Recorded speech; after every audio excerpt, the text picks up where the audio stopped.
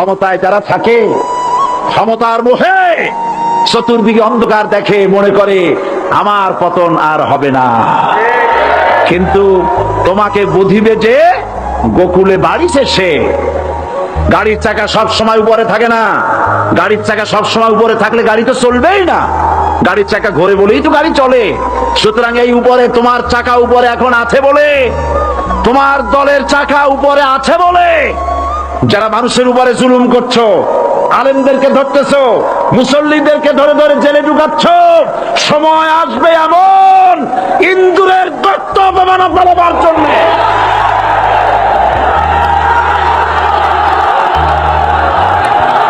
আল্লাহর প্রতি অবিচল বিশ্বাস এবং আস্থার কথা বলেছিলেন শহীদ প্রেসিডেন্ট জিয়াউর রহমান, সেটাকে মুছে ফেলে দিয়ে উনি সেখানে এমন এক আইন মন্ত্রী দিয়েছেন, আমি বলি আমার ভাষায় সরকারকে ভূতে ধরেছে।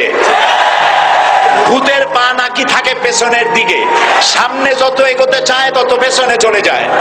সরকারে কিসে ধরেছে? ভূতে ধরছে। সরকারের মাথার উপরে চেপেছে বামপন্থীরা। बर्बाद गुलिस्तान के लिए एक ही उल्लू काफी है, गुलिस्तान की हर शाख पे उल्लू बैठे हैं, फिर अंजाम गुलिस्तान क्या होगा। ফুল বাগানের ধ্বংস করার জন্য একটা হুতুম পেঁচা যথেষ্ট, কিন্তু হুতুম পেঁচা বসে গেছে প্রত্যেক ডালে ডালে। ফুল বাগানের অবস্থা কি হবে আল্লাহই জানে। শিক্ষা ব্যবস্থায় তিন নাস্তিক বসা, আইন যাকে দেওয়া হয়েছে তিনি আইনের চেয়ারে বসে সব বেআইনি কথা বলতেছেন। তিনি বলতেছেন ধর্ম ভিত্তিক রাজনীতি চলবে না। প্রধানমন্ত্রী আপনি বলেন নাই আমরা আপনার কল্যাণকামী, যেভাবেই হোক আপনি প্রধানমন্ত্রী হয়েছেন, যেভাবেই হোক আপনি সরকারে গেছেন, আমরা চাই 5 বছর আপনি চালান, কিন্তু ভালোভাবে চালান। যাদেরকে বসাইছেন এই লোকগুলির একটু চেনেন। এই লোকগুলি হচ্ছে তারা যারা আপনার পিতা স্বাধীনতার স্থপতি প্রেসিডেন্ট মরহুম শেখ মুজিবুর রহমান, যার জনপ্রিয়তা ছিল আকাশচুম্বী, সে আকাশচুম্বী জনপ্রিয়তা থেকে মাটির সাথে ধসিয়ে দিল কারা? তাদেরকে আপনি মন্ত্রী বানিয়েছেন। আপনার পিতার যে দশা তারা করেছিল, এরাও আপনার সেই দশা করে ছাড়বে। তার প্রমাণ হচ্ছে মন্ত্রী বলছে ধর্মনিরপেক্ষ ধর্মভিত্তিক রাজনীতি চলবে না। আপনি বলেন নাই, উনি বলেছেন। আপনি প্রতিবাদ করেন নাই, আপনার প্রতিবাদ না করাটাই ওই বক্তব্য আপনি সমর্থন করেছেন বলে প্রমাণিত হয়ে গিয়েছে। ধর্মভিত্তিক রাজনীতি নিষিদ্ধ ঘোষণা করবার মতো দুঃসাহস করবেন না। ধর্মভিত্তিক রাজনীতি শুধু বাংলাদেশে নয়, ভারতে আছে, শ্রীলঙ্কা আছে, মালদ্বীপে আছে, অস্ট্রেলিয়া আছে, আমেরিকা আছে, নিউ গিনি আছে, অস্ট্রেলিয়া আছে, আমেরিকা আছে, ইউরোপে আছে। পৃথিবীতে গণতান্ত্রিক অন্তত 50টি দেশে ধর্মভিত্তিক রাজনীতি আছে। তারা ইলেকশন করছে এবং ক্ষমতায় গিয়ে তারা পার্লামেন্টে অংশগ্রহণ করছে। বাংলাদেশে ধর্মনিরপেক্ষ রাজনীতি আপনি বন্ধ করতে পারবেন না, অসম্ভব। আইন মন্ত্রী আইন পাশ করে নিষিদ্ধ ঘোষণা করার জিনিস মান নাই। আপনি আইন পাশ করে নিষিদ্ধ করুন, সোনার ছেলেরা টেন্ডারবাজি করতে পারবে না, নিষিদ্ধ। মাস্তানি করতে পারবে না, মেয়েগুলারে SMS করতে পারবে না ফ্রি টক টাইপে, শয়তানি বদমাশি করতে পারবে না, ওজনে কম দিতে পারবে না, খাদ্যে ভেজাল দিতে পারবে না। এইসব নিষিদ্ধ করতে পারবেন না। নিষিদ্ধ করার জিনিস হয় না, ধর্ম নিষিদ্ধ করো। তার মানে ধর্ম নিষিদ্ধ করতে পারলেই বড় বড় বোতল খাওয়া যায়। ধর্ম নিষিদ্ধ করতে পারলেই চুরি করা যায়, ডাকাতি করা যায়, বদমাশি করা যায়। আমার সম্মানিত সেক্রেটারি জেনারেল বলেছেন ক্লাস 9 এর ছাত্রকে অশ্লীল মামলা দিয়ে রিমান্ডে নেওয়া যায়। এই কাজ আপনারা বন্ধ করে দিন। আমি ছোট্ট একটি কথা বলে বক্তব্য শেষ করব। আপনারা সমস্ত 144 জারি করতেছেন, সব 144 জারি করেন কোরআনের তাফসীরের উপরে। যারা কোরআনের তাফসীরের উপরে 144 চালু করেন, আল্লাহর কাছে জবাব দিতে হবে কিয়ামতের ময়দানে। শেষ কথা বলি, বসেন বসেন, শেষ কথা বলে যাই। প্রধানমন্ত্রী, মাননীয় প্রধানমন্ত্রী, আপনাকে আবার বলি, আমরা আপনার শত্রু নই, আমরা আপনার শত্রু নই। আপনার শত্রু আপনার পাশেই।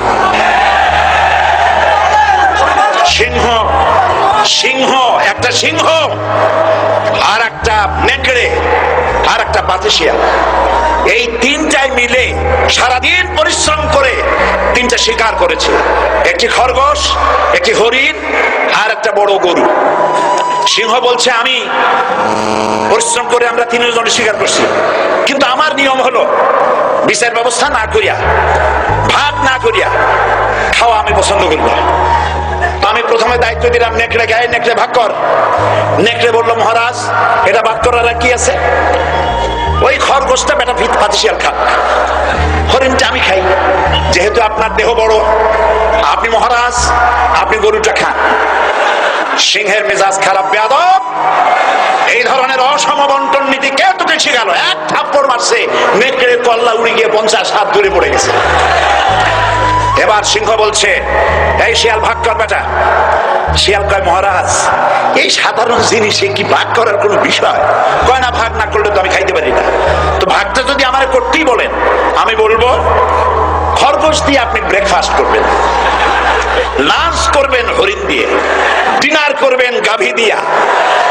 মহারাজ খুব খুশি, হ্যাঁ রে শিয়াল রে, এত সুন্দর ইনসাফ ভিত্তিক বন্টন নীতি কে তোরে শিখালো রে? একটু আগে যে কল্লা দিয়া গেল ওই আবার শিখাই গেছে। কাজী ধর্মভিত্তিক রাজনীতি নিষিদ্ধ করতে গিয়ে ফেরাউন আর নমরুদ যে শিক্ষা পেয়েছে তার থেকে শিক্ষা গ্রহণ করুন। আগুন নিয়ে খেলবেন না, বরদাস্ত করবে না বাংলাদেশের 16 কোটি মানুষ।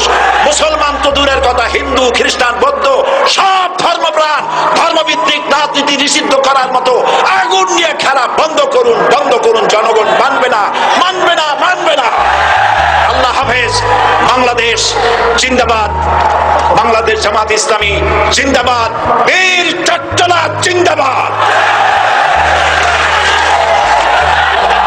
এখন বক্তব্য রাখছেন ক্ষমতায় যারা থাকে ক্ষমতার মোহে চতুর্দিকে অন্ধকার দেখে মনে করে আমার পতন আর হবে না। কিন্তু তোমাকে বুঝিবে যে গোকুলে বাড়ি শেষে গাড়ির চাকা সব সময় উপরে থাকে না।